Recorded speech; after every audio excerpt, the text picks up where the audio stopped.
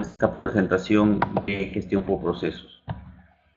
Mi nombre es Gustavo Montoya, soy gerente general de Productiva Consultoría, ingeniero industrial de la Universidad Nacional Mayor de San Marcos, magíster en Administración Estratégica de Empresas por la Pontificia Universidad Católica del Perú, instructor en Lean Six Sigma, dicto la especialización de Lean Six Sigma en el CERCEU de San Marcos, en Industrial, instructor de dirección de proyectos del PMBOK, no sé si conocen la metodología del PMBOK. Buenas noches, Paola.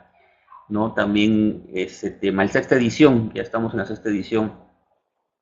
Conferencista recurrente en emprendimiento, modelo Canvas principalmente, ¿no? Entonces, son algunos de los temas que explicamos y que hacemos las capacitaciones en la empresa. Este año vamos a hacer varias capacitaciones, ya está nuestro programa en la página web, ya está, vamos a actualizar la página web esta semana, yo creo que ya para el día lunes ya está la página operativa, ¿no? Entonces van a poder observar toda la programación que está programada para este año. También en el Facebook tenemos un canal en Facebook, un fanpage, y por ese canal pueden revisar nuestra programación de actividades de este año, ¿no? Entonces vamos a continuar. Mi correo electrónico para aquellos que me quieran ubicar, gustavo.montoya@productiva.pe, y la página web productiva.pe. Si desean, como acá tenemos un cachorro que está haciendo un poco de, disculpen el ruido. Muy bien, entonces pasemos a la gestión.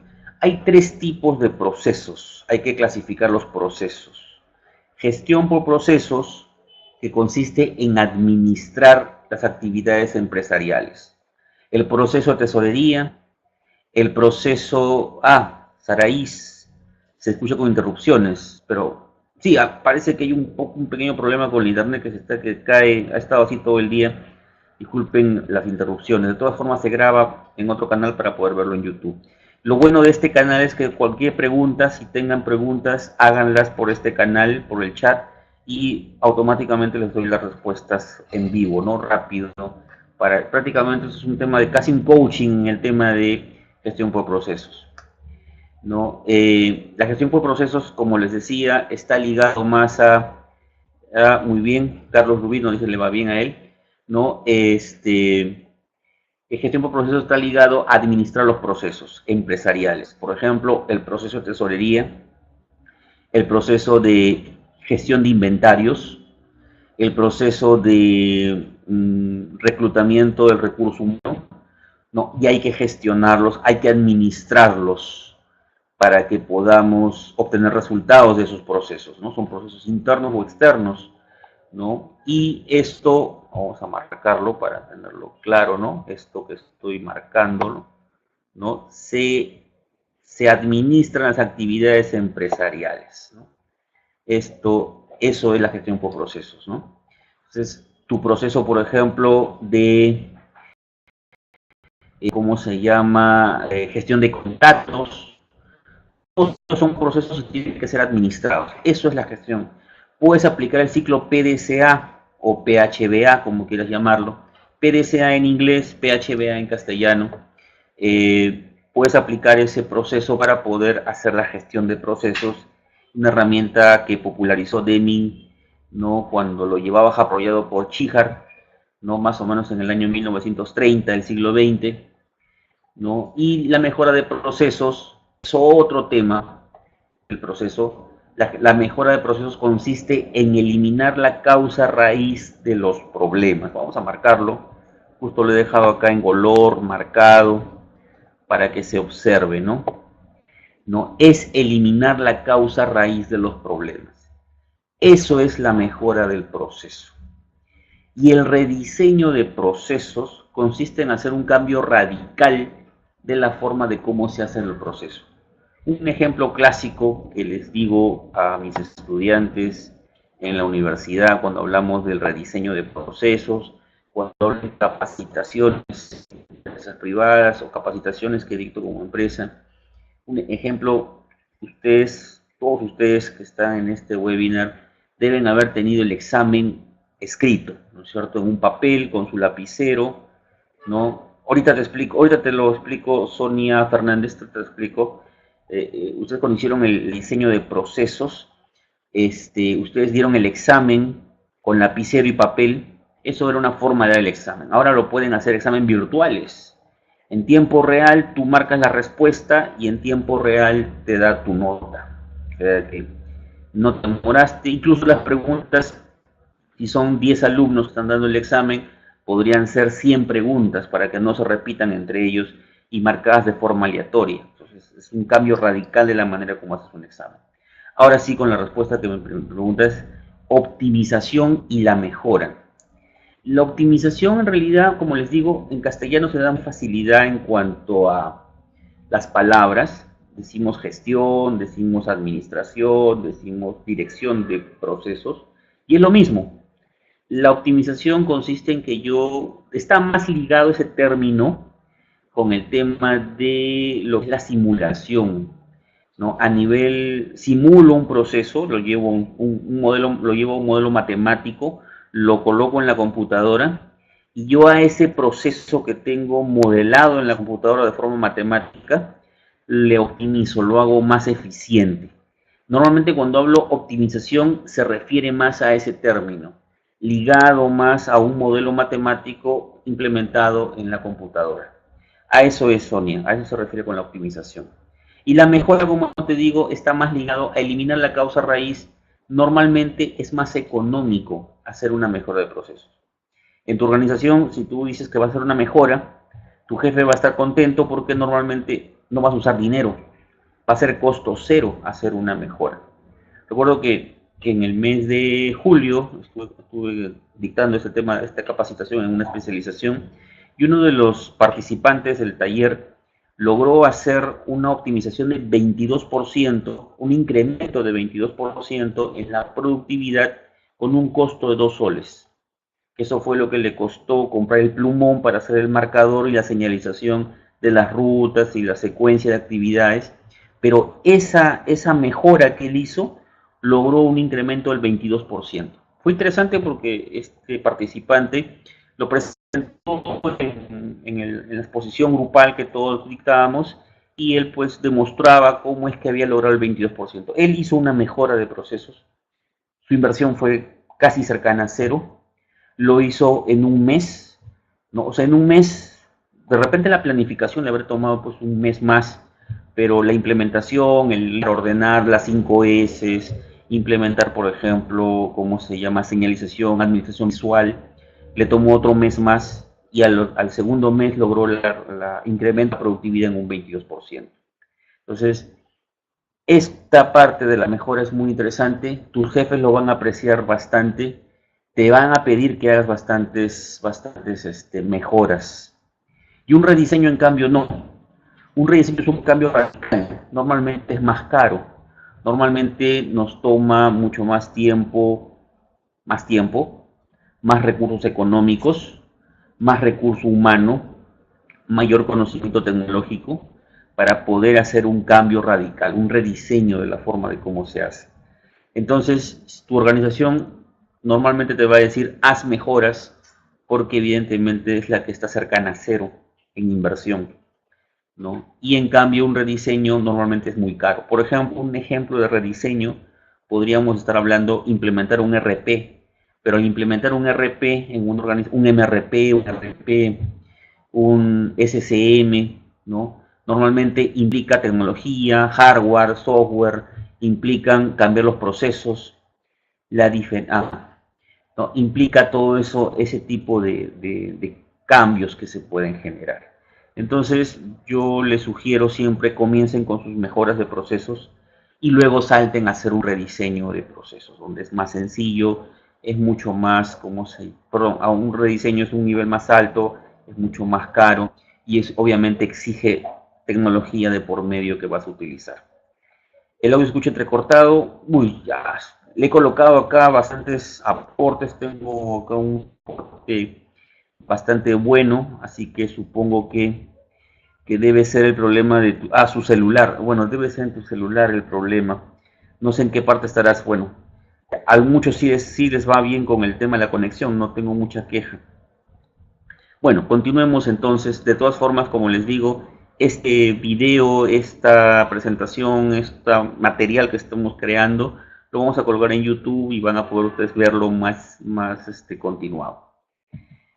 Luego de eso, la jerarquía de procesos. Una vez, la jerarquía de procesos está ligada básicamente en que los procesos se explosionan, ¿no? Tenemos un nivel 0, ¿no? Donde están los macroprocesos, y esos macroprocesos se descomponen en procesos más pequeños.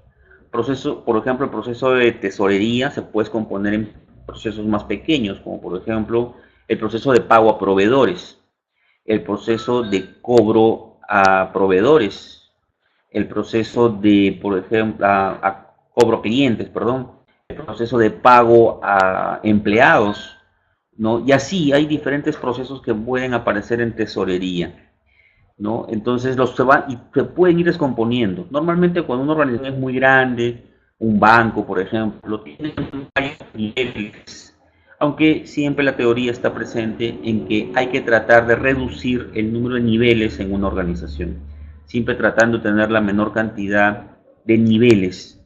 Sin embargo, cuando una organización es bastante compleja, bastante grande, entonces se crean niveles, ¿no? Nivel 0, nivel 1, nivel 2, nivel 3, y de repente cuando ya no llegamos a eso pasamos a nivel de actividades, nivel de tareas. No es necesario llegar, uy, qué pena, bueno, vamos a tener que cambiar la próxima de ordenador para hacerlo más, garantizar el traslado de la información, ¿no? Vamos a crear, hay diferentes niveles, y normalmente hay que evitar llegar al nivel de tareas. Las tareas son muy específicas y eso mejor va en un instructivo, una cartilla de información. No necesario es componer los niveles hasta el nivel de detalle de que estoy tipeando la computadora, sino que estoy, ¿cómo se llama? Eso ya va a un nivel, a otro tipo de documento. Cuando hacemos descomposición o jerarquía de procesos, lo hacemos a un nivel más general y tratamos de explicar cómo funciona la organización que estamos tratando de modelar. ¿Ve? Como podemos ver acá en esta presentación, también tenemos la jerarquía de procesos. No tenemos los macroprocesos, describe los procesos. En este nivel de macroprocesos tenemos los objetivos, los planes, los programas. Los procesos se descomponen en procesos, los macroprocesos se descomponen en procesos, donde implica algo más pequeño, más puntual, no más general, y esos procesos se pueden descomponer en actividades, donde ya va el nivel de detalle de lo que vas a realizar, ¿no? Y no es necesario, pues, llegar al nivel de actividades. Solo en los procesos que agregan valor sería conveniente llegar a ese nivel de detalle si es que lo exige el proceso, si es que queremos identificar dónde agregamos valor o no. Entonces, es por eso que hay que ser muy selectivos. Identificar qué agrega valor y qué no agrega valor es la tarea importante en este tema. ¿Qué más? ¿Qué más? No sé si hay alguna pregunta con esto de la jerarquía de procesos. No. Bueno, un proceso normalmente se representa con una entrada y un entorno que nos rodea, ¿no? Incluye las políticas, y eso de las políticas es muy importante. Las tareas aprecian más los problemas. No necesariamente. En las tareas es nivel de detalle. Por ejemplo, en el tema, a ver, Sonia, en el tema de las tareas, tú estás explicando el paso a paso de una actividad. Por ejemplo, cobrar el sencillo, darle, ¿cómo se llama? Tipear en la computadora. Es muy desmenuzado. Y no nos da tiempo. El problema de esto es que tu organización te lo va a pedir ya, te va a dar una fecha, te va a decir tienes 3 meses, tienes 2 meses para hacer este proceso o este macroproceso, descomponerlo, y no te va a dar tiempo para hacerlo todo al detalle. O en todo caso también considera que los procesos cambian en el tiempo. Yo de repente lo hacíamos de una manera y al año la empresa de repente es más grande o tiene más activos fijos, tiene más recursos y entonces tu proceso cambia. Entonces no es tan fácil llegar al nivel de detalle. De preferencia son los procesos que se agregan más valor. Han habido varias preguntas, déjenme ver. Sí, como les decía Sonia, las tareas se aprecian los problemas, pero si tenemos tiempo para hacerlo, hazlo. Si no, solo enfócate en los procesos que agregan valor. En mi experiencia en actividades no logro ver los problemas reales. Ah, mira, Bien sencillo, cuando sucede eso, primero hoja de verificación. Haz la hoja, ¿se acuerdan las 7 herramientas de la calidad? Bueno, dentro de las 7 herramientas de la calidad vas a lo que es la hoja de verificación, donde registras todos los defectos o problemas que hay en la organización, identificas la frecuencia de cada problema que tienes y luego de eso ya puedes pasar por un Pareto, donde tú identificas cuáles son los problemas más recurrentes o los que representan el 80-20, ¿no? Y luego de ahí pasas a hacer tu análisis o diagrama de Chicago. Podría realizar el ejemplo de macroproceso o proceso actividad. Normalmente los ejemplos de macroproceso y proceso actividad tarea, normalmente los hacemos en los talleres. Ahorita, dado el tiempo y el nivel de detalle, no lo tengo. Pero sí te puedo decir, Carlos, que en los procesos, por ejemplo, van las políticas, se fijan objetivos, se fija el tipo de comunicación, el nivel de disponibilidad de recursos, y con ese análisis tú tienes un detalle más preciso del proceso. El macroproceso, en cambio, es más general, donde muchos procesos se aglutinan, agrupan, y a ver, creo que este gráfico es mucho más revelador, ¿no? Vamos a ver a este proceso que estamos viendo. El macroproceso, por ejemplo, de operaciones. El macroproceso, por ejemplo, actualizar, ¿no? Vamos a cerrar esto. Sigamos entonces. El macroproceso, por ejemplo, de operaciones, el macroproceso de logística, el macroproceso, por ejemplo, deben haber macroprocesos muy grandes y esos debes tenerlos claros. Esos macroprocesos se pueden descomponer en procesos más pequeños, ¿no? Por ejemplo, en procesos más detallados, más pequeños, para poder comprender cómo funciona ese macroproceso en general.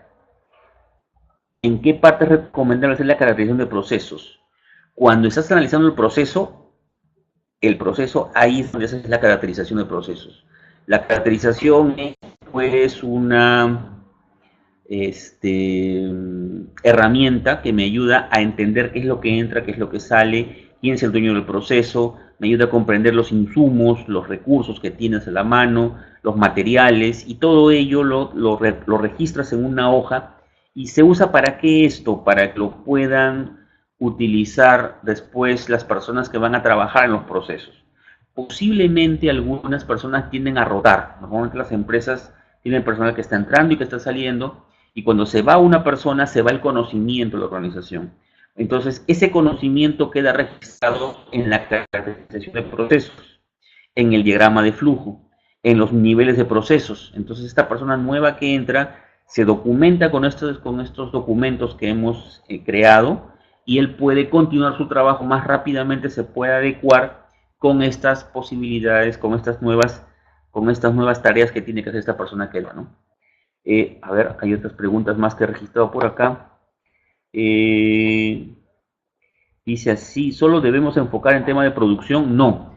Esto se aplica, esta jerarquización de procesos, Paola, se puede aplicar tanto a bienes como a servicios, no precisamente solo manufactura. De repente todo esto que se creó en un ambiente de manufactura, pero ahora también se puede aplicar tranquilamente a lo que son servicios, y hay bastantes experiencias. Toda organización grande que llega al Perú tiene que hacer todo este trabajo, documentación y crear esos documentos para poder gestionar de manera más eficiente sus procesos. Y entre ellos, pues, los macroprocesos, la jerarquía de procesos, ¿no? Los procesos estratégicos, los procesos operacionales, los procesos de apoyo. Sigamos entonces con esto de los procesos. Esto es parte de lo que se explicó en un taller que dicté el año pasado en diciembre, ¿no? Fue un full day que hicimos y este es parte del material. Sahara, ¿cómo se podría aplicar en un laboratorio de análisis de alimentos? ¿Se puede aplicar? Sí. En realidad se necesita documentarlos. Todo proceso empresarial tiene que ser documentado para que quede un registro, una constancia de cómo se está trabajando esos procesos, y cuando otra persona venga a reemplazarnos o otras personas nuevas lleguen al área de trabajo, estos documentos les sirven de soporte para poder insertarse rápidamente en ese puesto que le ha correspondido trabajar. Entonces, es válido en un laboratorio, es válido en un servicio, en una empresa que vende hamburguesas, por ejemplo, un restaurante de 5 tenedores, por ejemplo, en una empresa distribuidora de alimentos o distribuidora de bienes de consumo masivo, ¿no? Definir documentar. Documentar consiste en que en papel, en documentos Word, elaboro el documento, elaboro qué cosa es la caracterización del proceso, el diagrama de flujo, por ejemplo, los niveles de los procesos, ¿no? Los macroprocesos, los subprocesos, ¿no? Eso es documentar, ¿no? Espero que te haya servido, Sonia. Si tienes más dudas, pregunta, no hay problema. Todo eso, pues, nos ayuda a entender mejor cuáles son los niveles que tiene estos procesos, ¿no? Documentarlos es importante porque de esa forma, como les decía, permite que personas nuevas se puedan adecuar rápidamente al trabajo. Patricia me dice, en caso de elaborar diagrama de flujo de análisis, claro, también el diagrama de flujo es una herramienta que se usa en cualquier organización, sea de bienes, sea de servicios, sea de cualquier tipo, es necesario hacer los diagramas de flujo. Es parte de la documentación que hemos dicho justo que Sonia me preguntaba, es parte de los documentos que debo tener de mi proceso que estoy monitoreando, gestionando.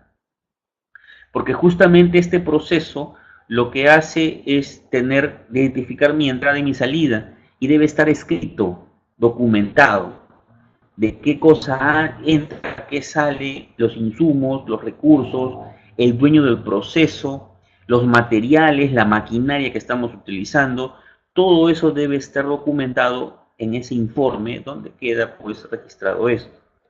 También en laboratorios, como les decía, se puede utilizar. Sonia me comenta si hay alguna, sí, pero si hay para discernir el procedimiento en sí de lo técnico, yo creo que lo que se documenta no es el detalle en sí. Por ejemplo, con el tema del laboratorio, hay lo que se llama información confidencial, el conocimiento propio de la empresa, ese conocimiento que la diferencia de la competencia. Eso no se documenta, eso es conocimiento, ese arte de hacerlo diferente el producto en relación a la competencia. De repente eso queda más en el conocimiento de las personas que integran el proceso. La información es la general, la que nos ayuda a referencia para hacer correctamente el trabajo. Pero, por ejemplo, si yo produzco, por ejemplo, una salsa de comida y, por ejemplo, esa salsa de comida hace que el consumidor pida más ese producto porque es de sabor particular. Ya, las concentraciones, ¿no? De cuánta cantidad, de cuánto, eso precisamente no va a estar a disposición de todo el área, ¿no? Va a estar solo de algunos elegidos, porque es información confidencial de la organización y esa información pues lo diferencia de las otras. Entonces, esa información no precisamente está en ese informe, en ese documento que estuvimos hablando de la documentación del proceso, sino es aparte, eso no es abierto. Es como más o menos como que esté la fórmula de Coca-Cola, la fórmula de Inca Kola. No creo que eso esté de libre disponibilidad en la planta de Inca Kola acá ¿cómo se llama? En la playa, ¿cómo se llama? Está en el sur, la playa, la planta de Inca Kola, Pucusana. En la planta de Pucusana no creo que esté, ¿cómo se llama? La fórmula, la concentración de la fórmula de Inca Kola esté disponible para los trabajadores. Eso es información muy confidencial. Sí está de repente los procesos generales para hacer limpieza, mantenimiento, el tema de apoyo al trabajo, pero no precisamente la fórmula, eso no es de disponibilidad. Estos documentos sí son disponibles para la gente que trabaja en el proceso. Dices, Carlos Rubino, esta documentación de los procesos es similar a las bases corporativas de conocimiento de una organización. Claro, sí, es parte de sus bases corporativas de conocimiento, sí, porque ahí también puede estar el uso, por ejemplo, dentro de tus documentos, de cartillas informativas de cómo usas el RP de la empresa. El MRP de la empresa también está disponible ahí, ¿no? Y eso sí, puedes tener cartillas instructivas, manuales de uso de este conocimiento para que agilices tu trabajo. ¿no? Pero exactamente ese valor, eso que te diferencia de las otras empresas, de repente eso está más, eso flota dentro de la organización no tan fácilmente, ¿no? Patricia me dice, cuando un alumno es novato en estos temas y empieza a realizar prácticas, ¿cuáles son los conocimientos básicos que debe tener en cuenta? Lo primero que debes tener básico, ¿vieron? Las 7 herramientas de la calidad. Esa debes tenerla clara. Segundo, que debes tener claro es, por ejemplo, qué es un proceso, la caracterización de los procesos. Por ejemplo, debes tener, ¿qué más? Mapear procesos, diagramas de flujo. Eso es lo básico que debes saber cuando comienzas a trabajar en una empresa. Sonia me dice ERP. ERP. Y MRP, el ERP Enterprise, sí es correcto. ERP Enterprise Resource Planning es un software, es un aplicativo que me ayuda a planificar recursos empresariales. Y un MRP es un software que me ayuda a gestionar el requerimiento de materiales, ¿no? Así es, exactamente el ERP, ¿no? Enterprise Resource Plan, correcto, sí, ¿no? Y un MRP, eso es una herramienta que me ayuda a planificar requerimiento de materiales, eso lo hace normalmente planta, ¿no? Normalmente eso lo hace planta. ¿Qué más? Sigamos entonces. El enfoque de mejoramiento de procesos. Los procesos se pueden mejorar, ¿no? Y como les decía que hay una dinámica entre ambos, ¿no? La dinámica entre lo que es la gestión, la mejora y lo que se llama el rediseño de procesos, ¿no? Pasemos a ver la diferencia. En una gestión por procesos, el grado de cambio, un paso, un paso, un paso y un paso, ¿no? Entonces, también, por ejemplo, riesgo de poder generar problemas o que se hayan equivocaciones o errores es también bajo. El riesgo, para que lo puedan ver acá, ¿no? Vamos a marcar esta parte. El riesgo, el grado de cambio, el soporte, todo esto, ¿no? Es bajo. En una gestión por procesos, el riesgo, el soporte TI, el grado de cambio es bajo. El cambio incremental. Un paso, otro paso y otro paso, ¿no? Y en cambio, cuando hablamos de mejora de procesos, el grado de cambio se vuelve a un nivel mayor, el riesgo se incrementa, el riesgo de no acabar bien el proyecto se incrementa, el riesgo de no concluir correctamente también puede perjudicar. El soporte TI también es un poco mayor, más complejo, porque TI tiene que trabajar un poco más en la mejora del proceso, ¿no? Por otro lado, en el otro lado del cuadrante me dice, por ejemplo, que la expectativa de los resultados, en una gestión por procesos, mis resultados, ¿no? Los cambios que puedo generar son bajos. O sea, no es tan alto el cambio. Yo tengo ya un parámetro que se espera que debo obtener por la gestión por procesos. En una mejora, la expectativa de cambios en los resultados es un poco mayor. Pero cuando hago un rediseño, ya es alto. O sea, es un salto enorme. Cuando yo hago una mejora de procesos es como cuando subes una escalera. Un paso, otro paso y otro paso. La mejora de procesos es pequeña. ¿Podría decir, por favor, el soporte TI es, por ejemplo, la tecnología de información, el área de informática, si quieres llamarlo así, catering, me refiero a la informática, ¿no? El área que le da la parte tecnológica y le da el apoyo adecuado. Y el rediseño de procesos está más ligado, por ejemplo, en el tiempo y costo de la mejora. El tiempo y costo es corto y bajo en gestión por procesos. Comienza a incrementarse en la mejora y en un rediseño, el tiempo que me voy a demorar en un rediseño es mayor. El costo que me va a tomar en una mejora, en un rediseño de procesos es mucho más largo, mucho más amplio.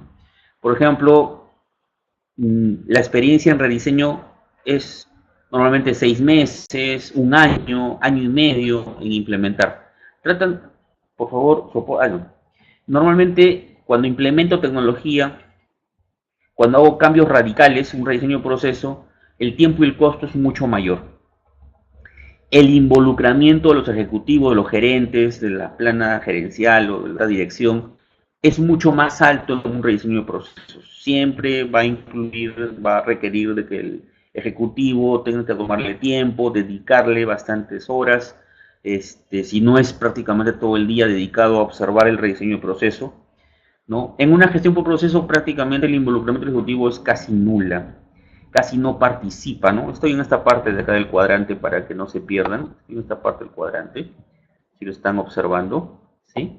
¿No? El involucramiento de los ejecutivos es muy bajo en una gestión por procesos, el tiempo y costo de la mejora es bajo, ¿no? Y como pueden ver, este cuadrante, muy interesante para entenderlo, nos ayuda a clasificar, ¿no? Recuerdo que una vez en una clase, ¿cómo se llama simplificación administrativa? Simplificación administrativa, Sonia. Estás en gestión pública, me parece, ¿no es cierto?